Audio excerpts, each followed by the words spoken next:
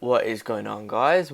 Welcome to another video tutorial of a challenge of free code abstraction called Reacts, and the challenge is called define an HTML class in JSX.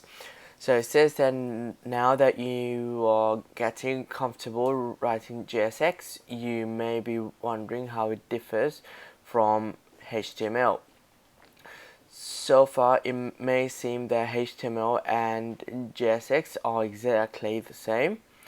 One key difference in JSX is that you can no longer use the word class to define the HTML classes.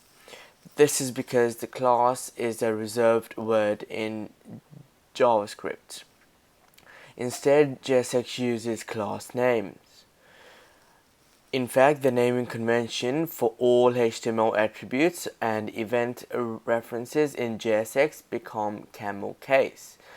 For example, a click event in JSX is on click, as in a camel case, instead of all lowercase. Alright.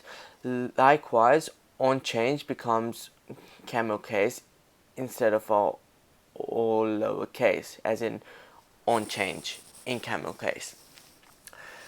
While there's a subtle difference, it's important and one to keep in mind moving forward.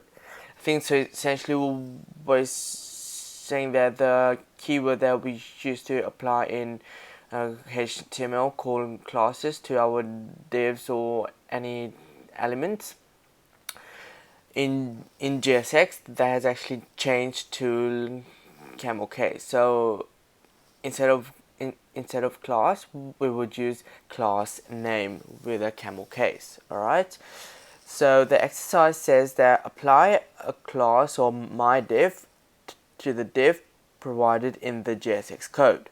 Right, so I think it's talking about this div here, and we need to so this is a JSX const, which can also be constant, and this is a div as a whole here until here, and this is the heading one in the div.